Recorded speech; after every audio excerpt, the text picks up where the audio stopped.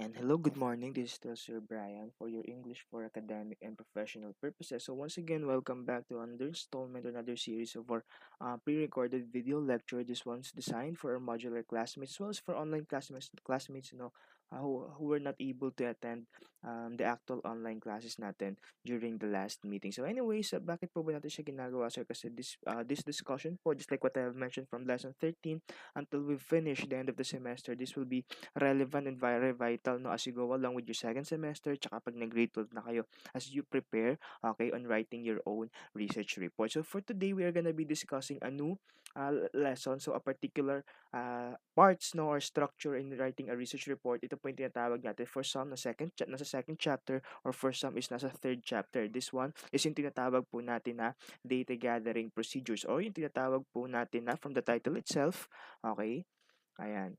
Okay, for a while. Okay, sige po. Ayan. So our discussion for today is yung tinatawag natin na experimentation, observation, and other data gathering methods. So yun po yung sinasabi natin how a researcher, okay, how a writer is planning to gather data, what are the procedures, no, and ways that he plans to do for him to be able to get yung data po na hinahanap niya sa kanyang research report. So let's define first what a data is. So according to the definition, according to Webster, no, a data are factual information, pwede po siyang measurements or statistics, no, used as basis for reasoning, discussion, or calculation. It is a set of values of quantitative or qualitative variables about an individual. Take a look at this one. Group of individual or an object. So, pag sinabi po natin data, these are sets of information. Okay po, pwede po siyang description, pwede po siyang figures, pwede siyang numbers, pwede siyang adjectives, pwede po siyang verbs, no, or any kinds of information that are relevant, no, unto the discussion of or to the description of the topic that you are um, trying to make a research of, no. It could describe an individual, a group of people, pwede po siyang tao, pwede po siyang bagay, pwede po siyang sa situation. So could it be in the form of a living things or non-living things, as long as it is an information about a certain thing, tinatawag po natin siyang data. Okay? So yun po yung definition natin ng data. So another one example of a data is yung pag tinanong po natin yung data, your age. So your age is an example of data. When I ask you what's your age as of today, and you've mentioned of you're 17 years old already. So that is a data, that is an information about you. So that is a numerical figure that could describe, no, yung actual age mo po. So yun sinasabi natin with data. Or let's say for example, another data about your classmate. So halimbawa, a classmate at a female classmate, they ask about her. Ano ba yung physical appearance niya? You've described her, no, as a long-haired um female, tapos medyo tawag dito, maputi siya. So that is an example of a data as well. So that could describe, okay, a character or female that could lead us to ano po yung para ma-identify natin yung kanyang identity. So yun po yung sinasabi natin na data. Okay, moving on. Ayan. So, i-define din natin or di-discuss din natin in here what are the two types or several types of data. So, unang-una, binanggit ko na rin to last time, no, in the earlier discussions natin, we have two types of data. The one with the qualitative and quantitative data. So medyo madali lang naman ito. So concerns with the non-quantifiable data, if it only describes qualities, ayan, take a look at this one. Okay, it focuses on the qualities and characteristics in a narrative form without the use of mathematical and statistical treatment. So dalawa lang naman yan. Sabi dito, pag qualitative data, it doesn't make use of mathematical or statistical treatment, or it doesn't use numbers. So dito po, pag sinabi po natin qualitative data, it talks of yung tinatawag po natin na description or characteristics, such as, okay, sige, sulat natin dito, types of data. Sa ating pong notepad, we have your, dito, qualitative, tama ba yung spelling natin? Okay, for a while, qualitative data. Okay, when we speak of a qualitative data, it talks of your description, such as, ano po yun, sir? Halimbawa, sizes, okay, size, appearance. So anything that could describe, okay, a particular object, a thing, a person. So that is an example of a qualitative data. Ano pa? Color. So that is it, no? So sense. So those are example of your qualitative data. And last, make use of numbers, figures. So hindi siya gagamit ng mga decimal places, hindi siya gagamit ng whole numbers, ng percentage, ng figures, ng frequency. Doon tayo ngayon mag-focus with quantitative data. So sabi natin kapag quantitative data naman po, ito na yung gagamit tayo ng numbers and figures or statistical and mathematical treatment. So very unlikely with the qualitative data, this one we're gonna be making use of numbers. So yan po yung sinasabi natin with qualitative data. So it could be in the form of a figures, ayan, a figure, numerical figure, frequency, 1, 2, 3, 4, 5, order, so first, second, third, fourth, fifth, okay, and then percentage, so 80%, 70%.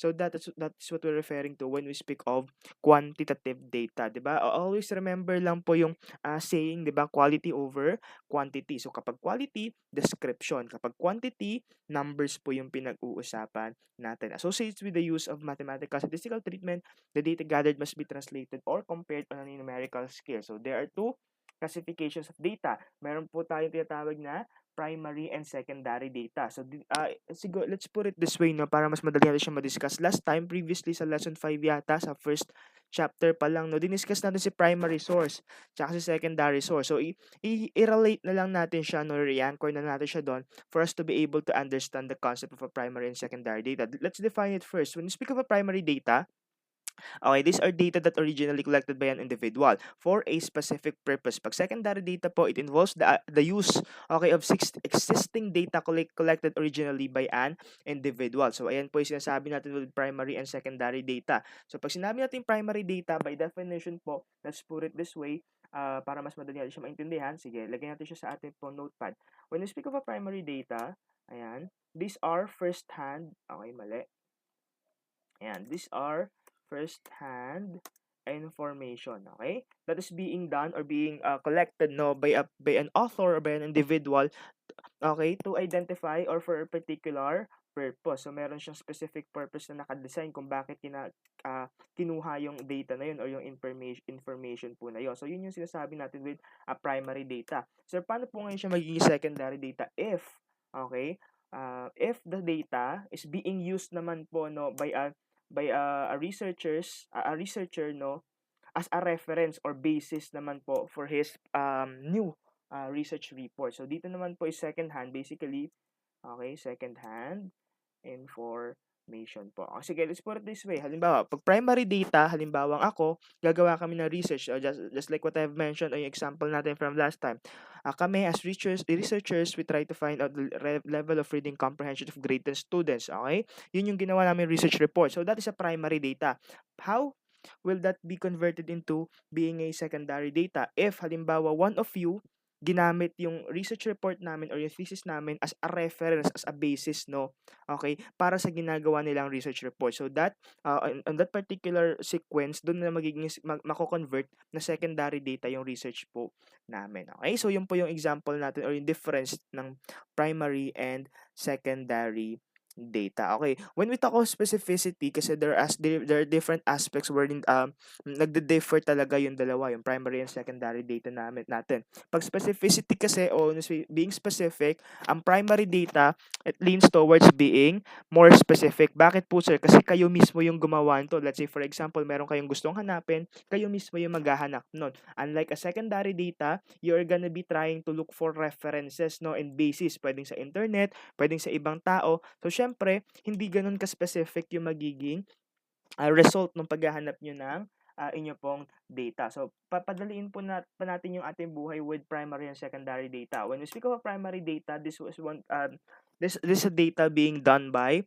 an individual for a particular purpose. So, nakadesignate yung purpose na yon. Kapag secondary data naman, ito ay ginagamit natin as, ano po siya sir? References or basis. Ayan yung sinasabi natin with this one. Sa primary and secondary data. When we talk of accuracy and reliability naman, syempre, mas accurate yung primary data kasi nga, it is being done for this particular or specific purpose, no? Kapag secondary data kasi, hindi ganun ka accurate, no? Kasi hindi naman siya totally swak or hindi naman siya totally as is, no? With the primary data or with the research purpose na ginamit ng unang gumawa nun. So, yun po yung sinasabi natin with a primary and secondary data. How about sources naman po? When we talk of sources naman, sige, dali na rin natin siya sa source aspect, no, between the primary and secondary data. When we speak of a primary data, so this one are your, asan na yung aking cursor, okay? Ayan. So, pag sinabi po natin primary data in terms of sources naman po, so ito yung mga first-hand information such as, ano po sir, yan, yung mga survey, okay, kayo na mismo yung gumagawa no way kung paano siya makukuha such as survey, ano pa, questionnaire, pwede rin po siyang ganun, okay, could it be in the form of that, interview, so yun, that's it, so interview, okay, okay, so as you can notice, these are first-hand information. What about secondary data? So yan naman yung sinasabi natin. Babalikan lang natin si reference po dito. Okay, when we speak of reference, these are your, ano po, internet search. Okay, ayan. So published materials or published books. Ayan, published books. Ayan, so references, ano pa ba? Articles, newspapers, journals. So those are your, ano po, secondary data. Kasi these are interpretation na lang. Lahat po ito nandito sa secondary data. These are interpretation coming from the primary data that we have gathered firsthand. So yun po yung difference between a primary and a secondary data. Okay, moving on. Okay, ayan po. So, let's proceed now with the methods of gathering data. So, there are different, okay, data gathering methods. Sabi natin last time, meron po tayong tatlong major classifications of it. Unang-una po is by making use of a survey or a questionnaire. Pangalawa is by experimentation. And then finally, by simply observation, by observing a particular thing or by simply making use of your five senses. So, yung tatlong bagay po na yun or tatlong aspect na yun po yung ginagamit natin to gather information. First on the list is yung reading. So, syempre, when you read book, no, when you read books, when you read articles, when you read newspapers, journals, or any educational or factual information na book, no, or published text or composition, so you're actually trying to gather information as well. It's one of the most commonly used method in data gathering, or in gathering data. Books and periodicals are as a source of information are more reliable and efficient, especially for someone who are doing a survey of a review for related literature or for his thesis or dissertation. So, ang reading po, okay, sige, let's put it this way. Saan kaya natin siya may classify? A primary data or secondary data? So, basically, a secondary data po kasi these are interpretation, lahat ng content, no, everything that can be found, no, everything that can be located inside a book are just interpretation noong primary data. So, yun lang po yung sinasabi natin with this one. So, readings as well as the other data gathering method is an effective, syempre pa rin, effective na data gathering method kasi you still get to know the information that you're looking for kapag tayo po ay nagbabasa. Followed by, next, we have your, ayan, so experimentation na, ito na yung sinasabi natin dito. An experimentation is conducted to show the cause and effect relationship between items. It refers to the process of performing scientific method using independent and dependent variables. So, take a look at this one. Meron na tayong dependent and dependent variables, no?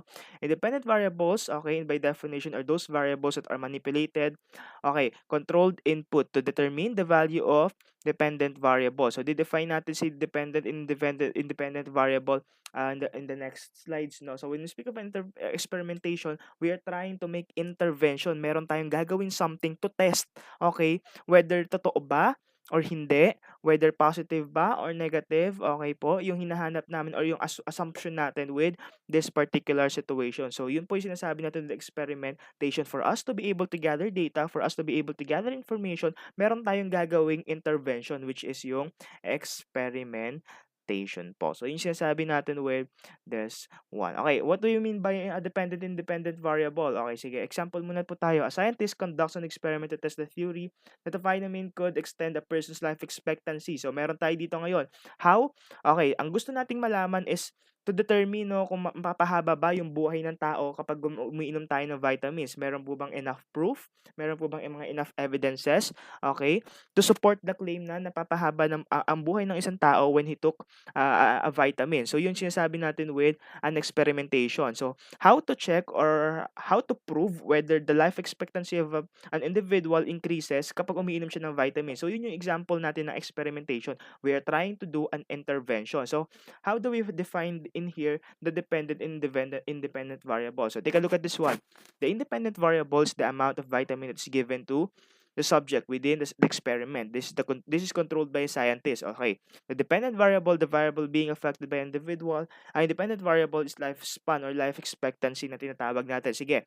When we speak of dependent and independent variable, let's put it this way. It is a cause and effect manner po. Ang cause will be your independent variable. Tapos yung effect natin is yung dependent variable. So from the word itself, nakadepende siya doon sa item na yon. So in this particular example dito, saan po kaya ngayon si independent variable? So basically the person's life expectancy, yung haba ng buhay ng tao. Okay, so yun yung itatry natin i-manipulate, no? Yun yung itatry natin i-control using a dependent variable. So ano po yung dependent variable natin, which is yung vitamin. So yun yung intervention na gagawin natin. We are trying to see, okay, if kaya nating i-manipulate, okay, na pahabain, okay po, yung person's life expectancy by making use of a dependent variable, yung tinatawag natin na vitamin. So pag uminom ba ng tao ng pag uminom ba ng vitamins ng isang tao, sorry, mapapahaba ba natin yung buhay niya. So things like that. So that is how you interpret the independent and dependent variable. Okay? So by definition, ayun po yung sinasabi natin with dependent and independent variable. So another example para mas maintindihan pa po natin yung difference, no, between the two. Sige, let's put it this way. Kuha pa tayo ng situation about dependent and independent variable. Sige, meron akong example dito. I'll be putting it in our notepad. Sige, let's say for example, ito, promotion, okay, affects employees. Oh, ayan, totoo ba to? Employees, you may ask your parents about this one. Employees, motivation, okay? Ayan. Sige. We have an example in here, a situation, promotion affects employees' motivation. Saan po kaya dyan ngayon si independent variable natin? So basically, the independent variable in here is yung, ano po, yung promotion. Siya yung itatry natin i-manipulate, siya yung itatry natin i-alter. Whether to check if nakakaapekto ba siya or ano po ba yung nagiging cost niya, no? So ano po ba yung ano naman yung magiging dependent variable natin? Yung employees motivation. So yun po yung sinasabi natin dito, ito yung magiging deciding factor natin whether nag-i-increase ba, okay, yung bagay na yung employees motivation by making use of a promotion po. So that is an example of a dependent and independent variable. Okay? Moving on. Ayan. Sige. Let's take a look at this one. Sige. Okay, skip muna tayo dyan guys. So we have your observation method. Ito yung sinasabi ko sa inyo kanina by making use of your five senses. No? By simply looking at things or by simply hearing at things, by simply observing at things, no, you're actually trying to gather data as well. The process of observing something or someone carefully in order to gain information po. So one prime example of this one is yung sa mga chismosang kapitbahay ninyo. So that is an example of an observation method of gathering data. So there are two types of observation, yung participant po at yung non-participant. So pag participant, the observer is a part of the phenomenon. Okay, ibig sabihin po in Filipino is kasali po siya or he is taking part, no, in the observation of the data gathering method. He acts as an observer and a participant as well. So dalawa po yung role ng researcher dito, observer and participant. So the person who observed should not be aware of the researcher's purpose. So very important po yan, no, dapat hindi natin explicitly reveal, okay, yung ating pong observation na ginagawa kasi the tendency nun is conscious tayo and then eventually is madedefeat natin yung purpose ng pag-observe natin into gathering para magkapag-gather tayo ng information. What about yung non-participant naman po? So very obvious naman, no, pag non-participant, okay, the researcher is not taking part, okay, in the tawag dito, in the phenomenon, no? In this method, the observer takes a part and doesn't participate in the phenomenon being observed. So, nag-observe lang siya. So, balikan muna natin si participant. Okay, another example. Study of a tribal custom by an anthropologist by taking part in tribal activities like folk dance. Or let's say, for example, ang anthropologist ay nag-visit sa isang tribe, sa isang location sa Philippines or let's say for example sa isang liblib na lugar sa Pilipinas. So paano mo mga yun mag-gather ng information sa anthropology? So by baking or pag sumali siya, okay, kapag tawag dito, what do you call this one, socialize siya, no, with the tribe, okay, with the members of the tribe, okay, by joining yung pagsasayaw ng folk dance, pagkain, pagsama sa mga traditions nila, pagkain ng mga pagkain nila. So that is an example of a participant observation method of data gathering, no? So, yun po yung sinasabi natin dito. Always remember, when we speak of a participant, pag participant na observation, the researchers are taking part or kasali sila sa phenomenon para mas ma-observe nila and ma-experience nila firsthand yung information na hinahanap po nila. O let's say for example, pag nag-visit ka sa Thailand, no, if you want to gather information about the people or the culture of Thailand, okay, pwede mong kainin din or pwede kang kumain ng mga ano po, yung mga exotic foods nila, no, kung bakit saan ba sila nanggagaling or how it reflects, no, with their culture po. Okay. Kapag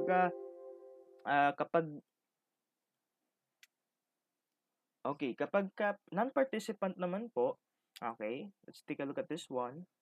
Next slide tayo. Ayan. So non-participant, so just like what I've mentioned a while ago, in this method, the observer takes a part and doesn't participate in the phenomenon being observed. So she is just simply looking at things. No, pinapanood niya lang, pinapakinggan niya lang kung ano ba yung nangyayari. So that is an example of a non-participant observation. So one good example of this one is most of you came from a public high school and towards the end of the school year is meron nag-visit sa school nyo na student teachers, no? And then si teachers or visitors, no? Nasa likod lang sila ng classroom, ino-observe nila kung ano ba yung nangyayari sa loob ng classroom. So that is an example of a non-participant observation po, no, pinapanood lang nila and they are not taking part, okay po, hindi sila nagiging kasama, okay po, sa phenomenon na nangyari inside the situation. So that is an example of a non-participant observation, okay? Ayan.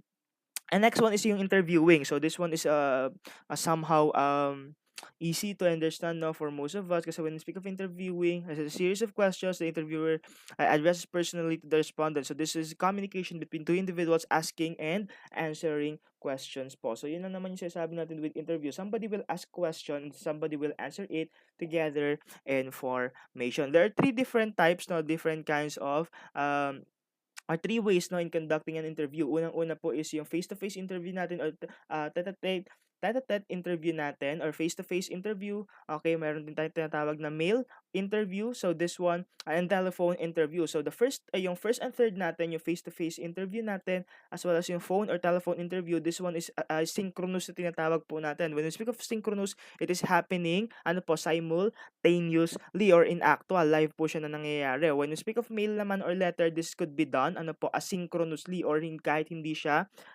simultaneously na nangyayari. So, pag face-to-face and phone interview po, when somebody asks a question, okay, meron na agad eventually nasasagot. So, kapag mail naman or letter interview, you can ask the question today and then receive your answer the following day. So, those are the three ways na on how to conduct an interview. So, meron naman tayo iba't ibang methods or different channel or modes on how to gather data. So, syempre, kapag face-to-face, actual. Kapag mail or letter, this one is being done in written way. And kapag telephone naman po, virtual uh, way, no, on gathering information. Okay?